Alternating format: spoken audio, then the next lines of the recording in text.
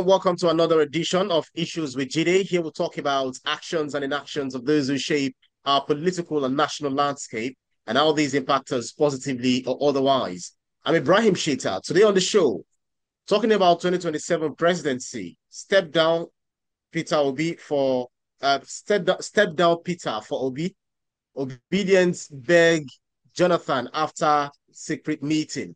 In the course of the program, we take your questions, but first subscribe to our YouTube channel and drop your questions in the comment section. It's important to mention that we can only read comments with human names and the ones based on the subject matter. I have joining me via Zoom, the maestro himself, Babajide Kolabitoju, is back in Nigeria. Good to see you, BKO. Good to see you, Ibrahim. What the Obidients are saying is good Lord Jonathan stepped down Step for down Peter for Peter Obi. Obi. I guess Yes. something got mixed up there. Right. Uh yeah. So looking at that, recent coverage shows Peter Obi met privately with former President Goodluck Ebele Jonathan in Abuja. And then the Obedience movement has publicly asked Jonathan to back Obi or step down ahead of 2027, feeding fresh speculation about coalition building and candidacy. How credible do you think is the idea that this was the start of a deliberate uniting the South strategy rather than just a courtesy call? Well, which South are we talking about here?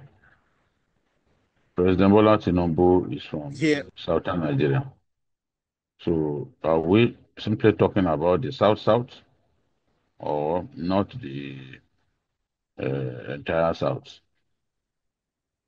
we're actually looking at, the power moving zone to the South, especially by the PDP, and then the clamor for the power to still stay in the South rather than it getting back to the North.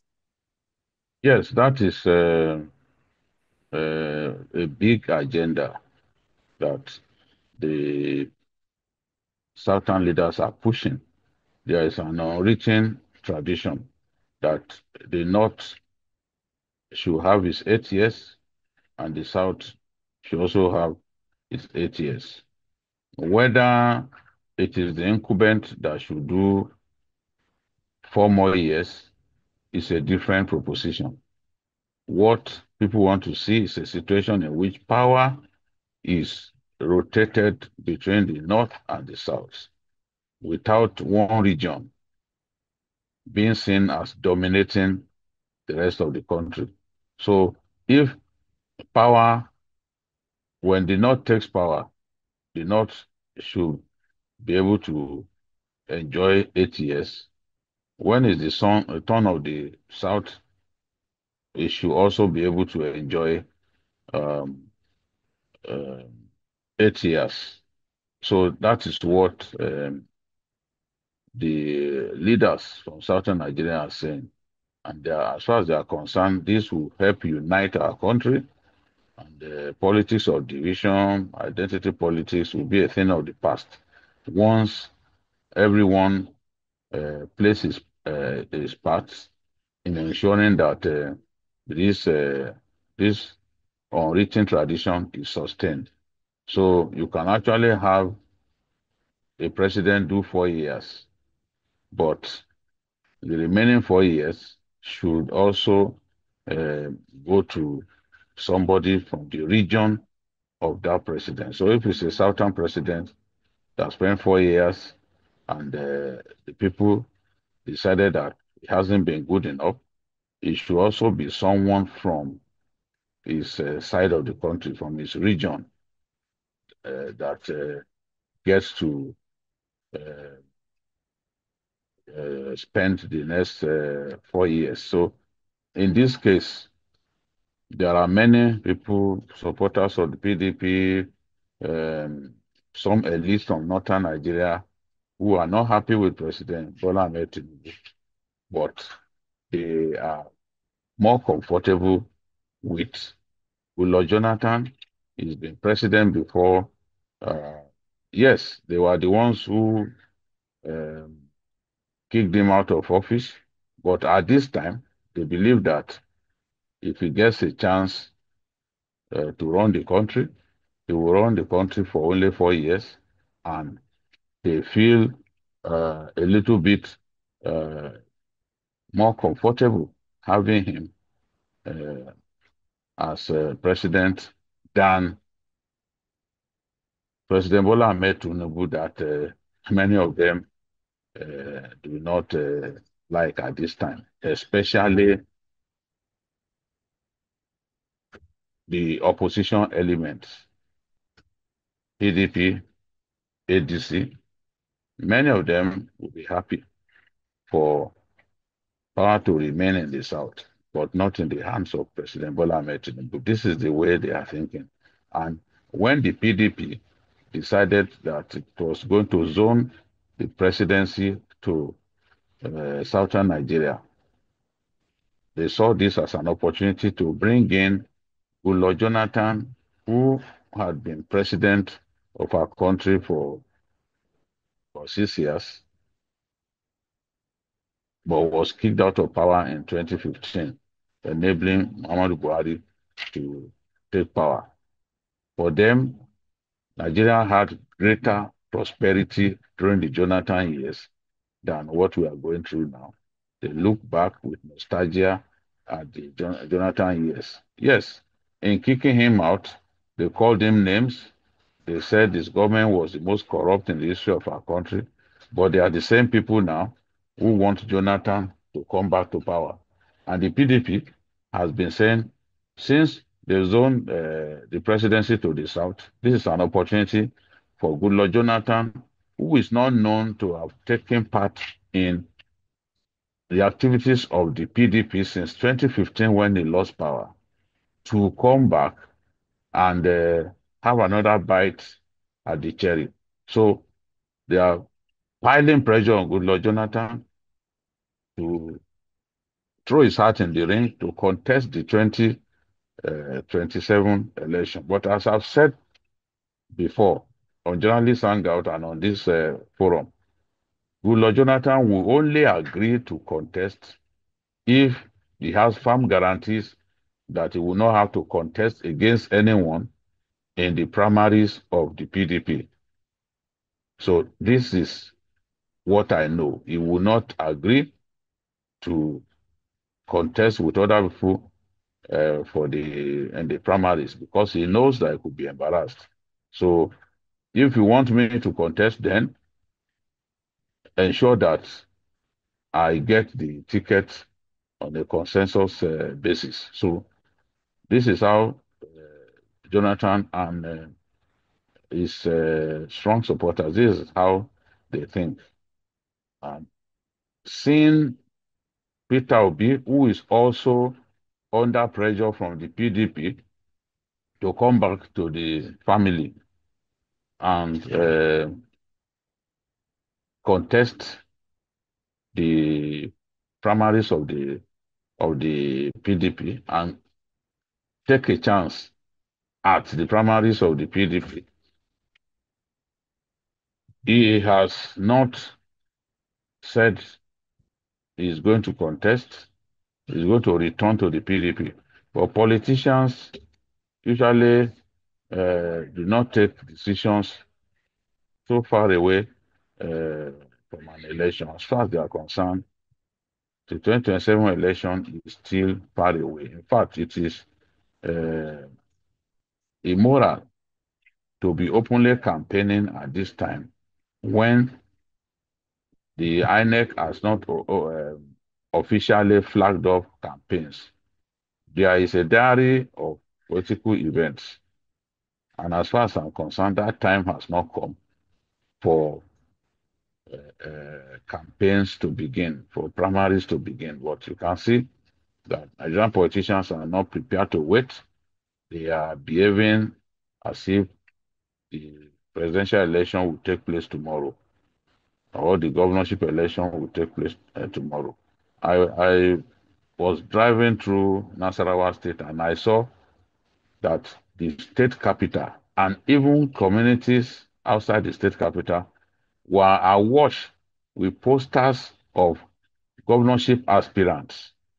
I've never seen anything like that. In Nasarawa State, the people are behaving as if politicking in respect of the governorship election has begun fully, as if the campaigns have been officially flagged up. But this is by the side. Goodluck Jonathan and Peter Obi met during the week, Thursday to be precise. This surprised many political watchers because they didn't see it coming. They felt that what this means is that these powerful people are finally coming together to discuss how to unseat President Bola Ahmed Tinubu. And Peter Obi came out to say that they reviewed the state of the Nigerian nation. So there's no way they are going to review the state of the Nigerian Federation, the state of the nation, without talking about the 2027 election, what choices they can make, what decisions they can take that will enable them take power from the incumbent APC. So one thing is certain. I do not see Jonathan and Peter Obi contesting against one another. If they contest against one another on different platforms, it will be the easiest way for President Bola Ahmed Tinubu to get re-elected. In fact, it will make the contest easy for him. In another breath, there are many political strategists from northern Nigeria who want the former president to contest because they believe that if he contests, it will help split the votes from southern Nigeria, ensuring that President Tinubu loses some vital votes that could help him to win the election. Whereas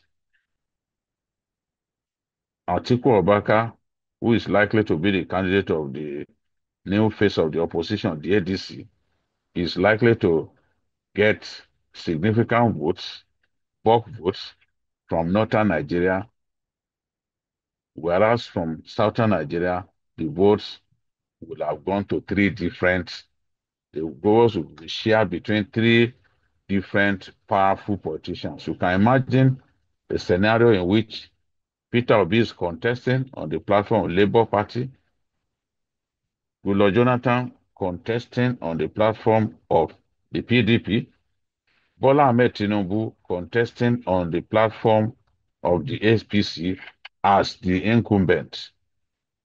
That scenario will make it difficult for any of them, any of the three candidates from southern Nigeria, to get the quantum of votes that can rival what will come from a dominant candidate from the north. And no doubt about it, the way things are going, Atiku is likely to be the dominant candidate from northern Nigeria.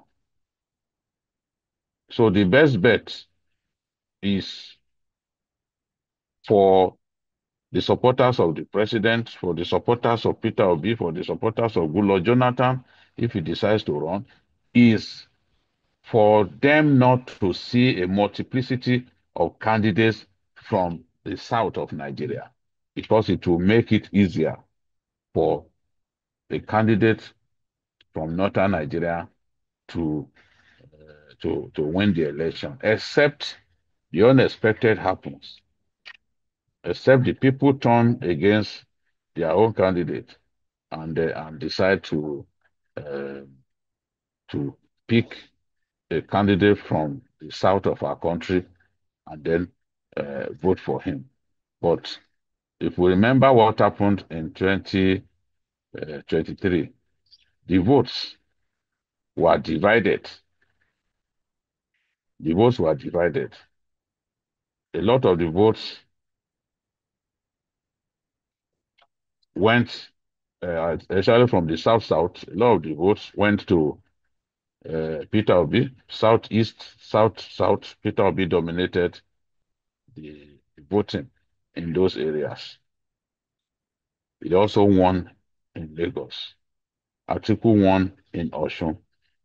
So the votes were divided between those three dominant candidates, and then Kwankwaso dominated the polling in Kano and got some votes too from Jigawa and Katsina.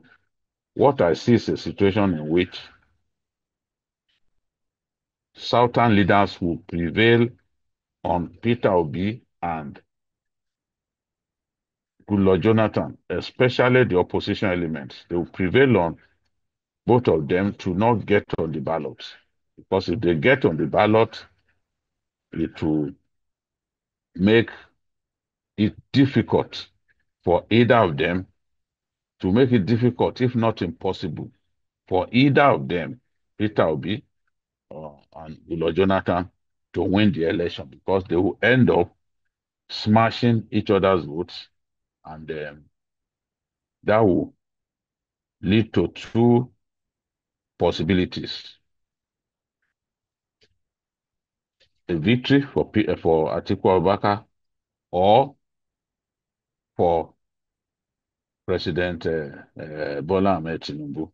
So, as I've always said, for the opposition to triumph in an election like this, they must find a way to rally around the candidacy of an individual, whether it will be an Atiku Abubakar, whether it will be an Atiku Abubakar or Goodluck Jonathan.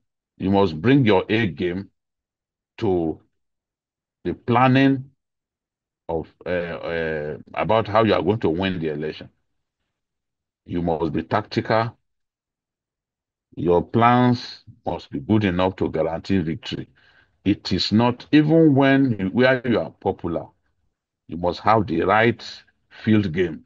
If you do not have the right field game, the opposition or the competition may eventually deal decisively with you.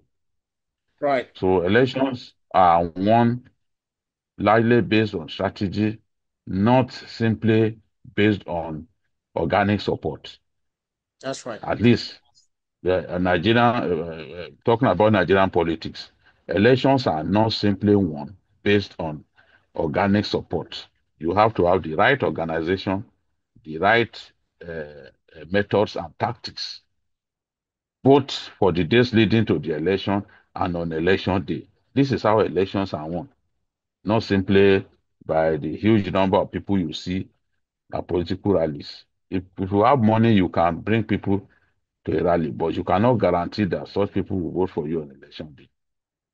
So the opposition, I still do not think that Goodluck Jonathan will contest this impending presidential election. I still have my doubts. That's I right. still have my doubts. That's right. But if eventually he contests the election, the best bet is for both himself and Peter Obi to not be on the ballot. That would be a disaster. And so the Obidients who are pleading with um, Goodluck Jonathan. Jonathan to step down for Peter Obi, I can understand. I can understand why they are doing that. They believe All that uh, they do not see their own person contesting against Goodluck Jonathan. It will be terrible. But right. if Goodluck Jonathan will not be in the race, they will be happy to see him throw his weight behind Peter Obi. And Goodluck Jonathan has been reluctant to make political statements since 2015. And if he says that my choice in this election, the person I want my supporters and well wishers to support is Peter Obi, that will make a big difference to the That's complexion right. of the election. That's So I right. can guess that's why they are piling the pressure. They are telling him. I think eh, many of them also are convinced that Jonathan may not contest, but they'll be happy to see him support Peter Obi in the It will be election right. because pressure was piled in 2022 for him to contest. He eventually refused to contest that election. So many people think that that could happen again. But if it's going to happen, the obedience are Who is it going to support? saying Right. support our man, support our man. That's right. That's right. Amaka also says this is the smartest move yet. Jonathan's wisdom plus Obi's integrity, APC won't know what hits them in 2027. Chukwudieze says, let Jonathan step aside, I beg. Obi represents the future. We can't go back to yesterday when tomorrow is calling. Fatima Danjuma says, obedience are right. Jonathan is respected, but Obi is the people's choice now. Time for elders to support youth. Akwemi Adebayo says, respect to be, but Jonathan still has wider networks across the north and south. Don't underestimate the old war horse. Ishaq Sulaiman says, Jonathan may have flaws, but his calm approach to politics is what Nigeria needs. Obi supporters must be careful not to alienate him. And Kunle Adebanjo says, Jonathan and Obi in one room.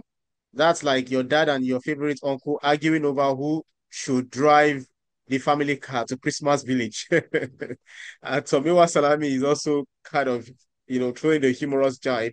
If Jonathan steps down for Obi, can Obi step down for fuel price reduction? Asking for a friend. Interesting development. Now, BK, if you look at the wife of the former First Lady, Patience Jonathan, had once said that she is not interested in going back to Arsenal because the stress of being the first lady is very daunting, and she wouldn't want to see herself going back there. Tactically also throwing her weight behind the Ashiwajus, Oluremi Tinubu, and then the president Bola Ahmed Tinubu. And former President Goodluck Ebele Jonathan has also said that he was betrayed by the people he trusted the most. Talking about what happened in 2015. Legally speaking, Jonathan is now, according to is it September 8th, Yenagua ruling, the Federal High Court ruling that Jonathan can contest one more time, and that they cannot apply the law retrospectively. But if you look at Nigeria's Constitution, Section 135, it allows Jonathan one more full time. And the recent court clearance removes any eligibility barriers, as I said. But politically, how do you think INEC's primary rules complicate any informal alliance if Jonathan steps down, especially with Labour Party's internal crisis post 2023 and PDP's reluctance to zone Southeast amid ongoing defections?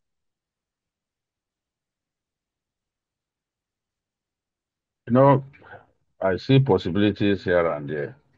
Uh, I cannot say with finality that even if Jonathan wants to contest the election, that the courts cannot rule against him. I cannot say that. As a people pointing at the Federal High Court ruling, this is a matter, yes, that nobody contested, but people can bring a fresh matter.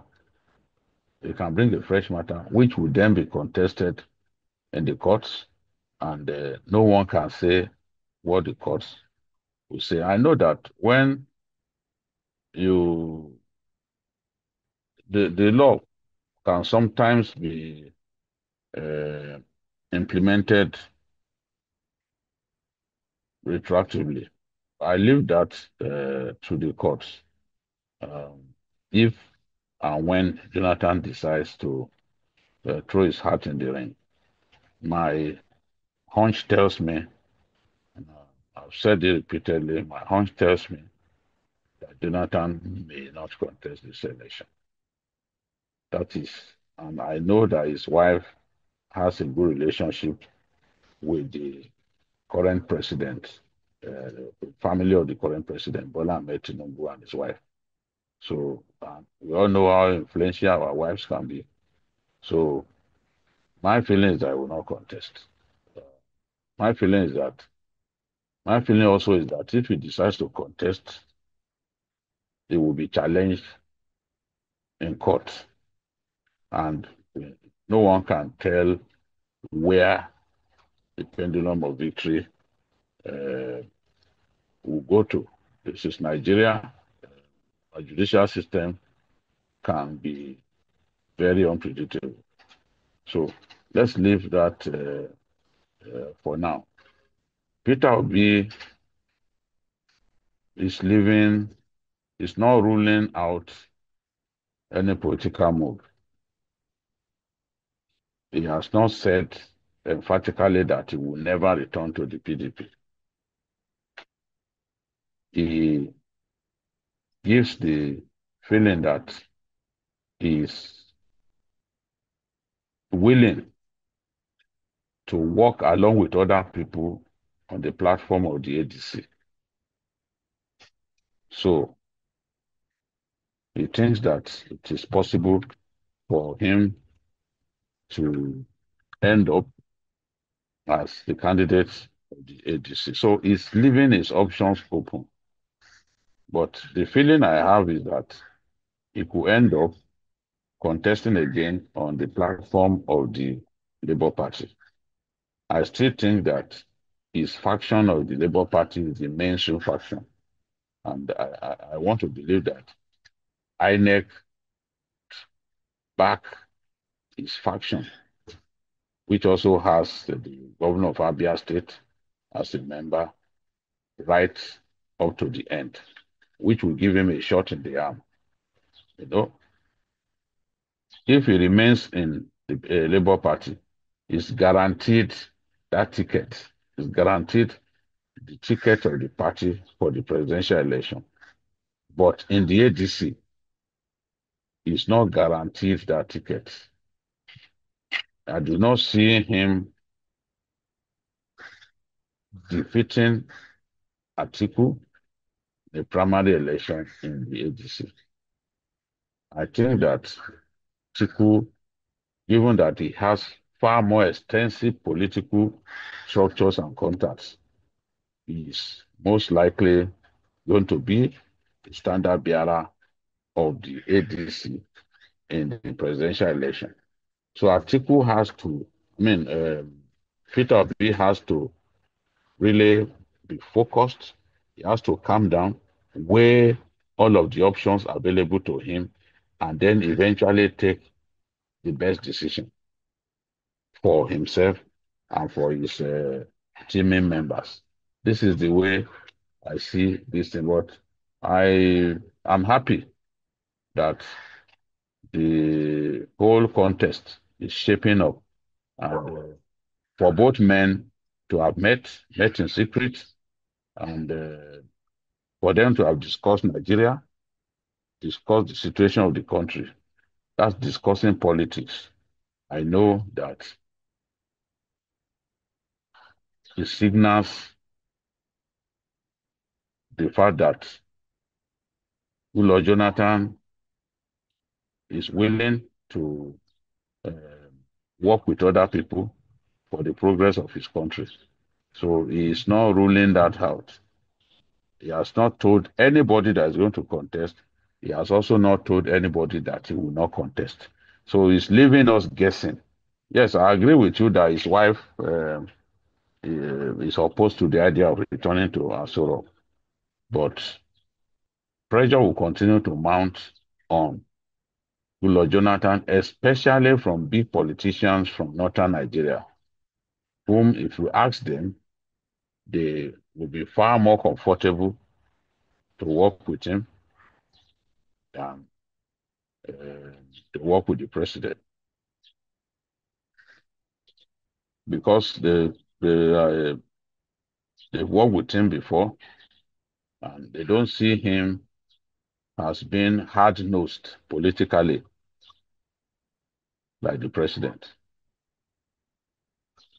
And one of the things that they've said is that he's a better listener. So they want somebody who is a listener to be the next president of our country. So I can say the bulk of the pressure on Goodluck Jonathan to contest is coming from northern Nigeria. I know that very well.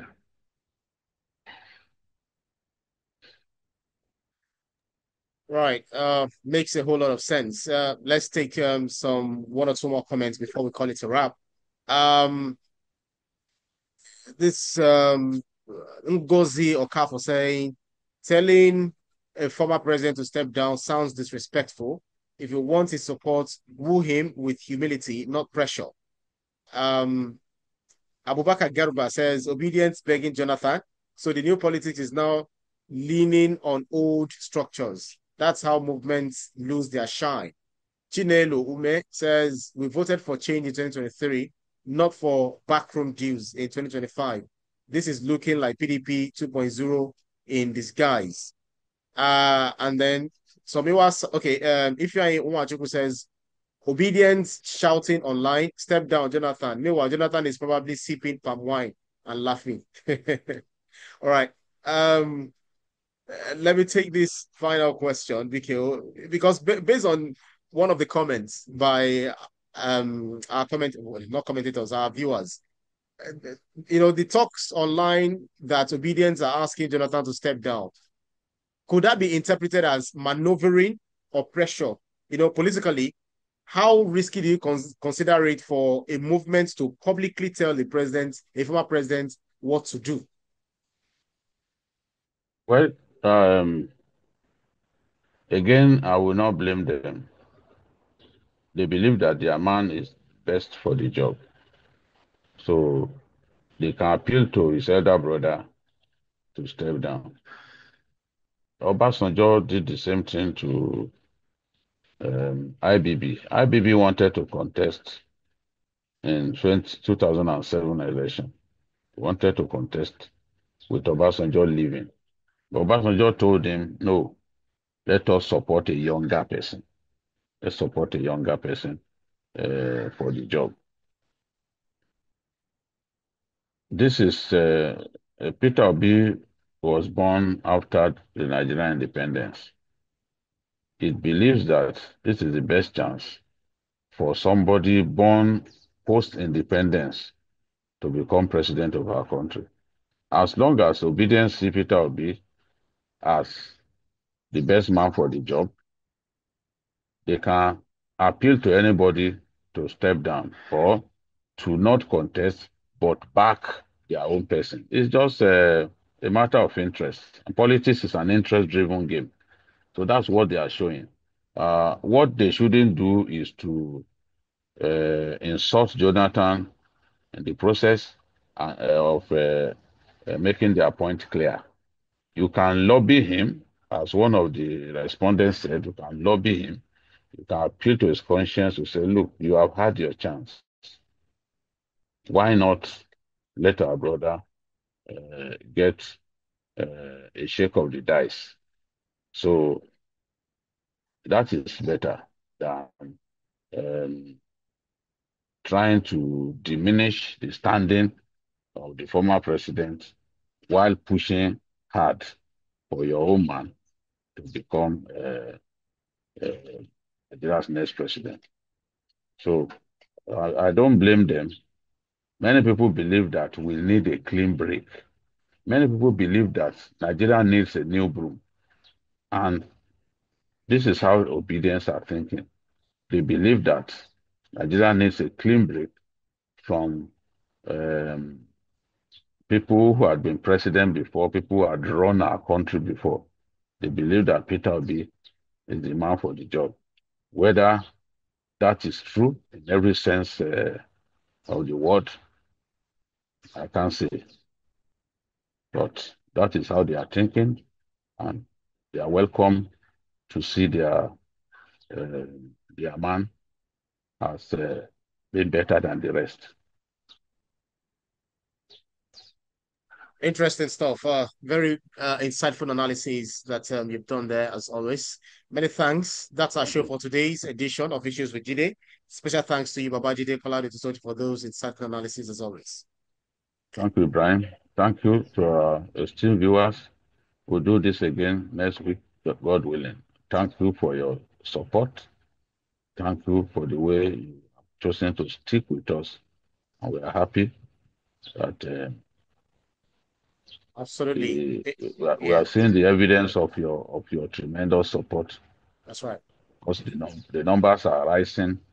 That's right. Uh, we are happy about that. That's right. Right. Thanks to you to our audience for keeping our company on every edition. As Vicky has said, you can see the program again anytime by subscribing to our YouTube channel, TVC News Nigeria. Click on the subscribe button to get the latest information. You can also follow us on our social media platforms at TVC News NG. I'm also at Ibrahim underscore Shita. On behalf of the rest of the team, I'm Ibrahim Shita. See you again next edition. Bye for now.